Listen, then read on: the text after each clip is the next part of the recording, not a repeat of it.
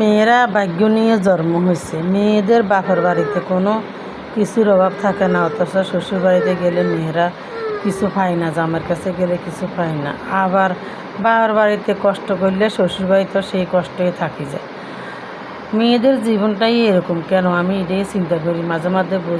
বসি নীরবে ভাবনা চিন্তা করতেছি যে হায় রে দুনিয়ায়, হায় রে পৃথিবীতে মেয়েদের জীবনটা এমন হয়।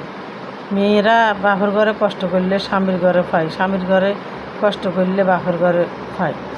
কিন্তু মেয়েদের এই জীবন নিয়ে মেয়েরা অনেক কষ্ট করে থাকা লাগে। যে মেয়েরা স্বামী ভক্ত বেশি, সেই মেয়েরা কষ্ট হয় বেশি।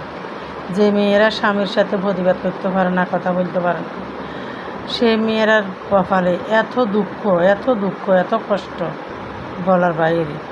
তো আপনারা আপনাদের মেয়ে বিয়ে দিতে পরিবার দেখি, জামাই দেখি বিয়ে দিবেন, তার হাতে তুলে দিবেন।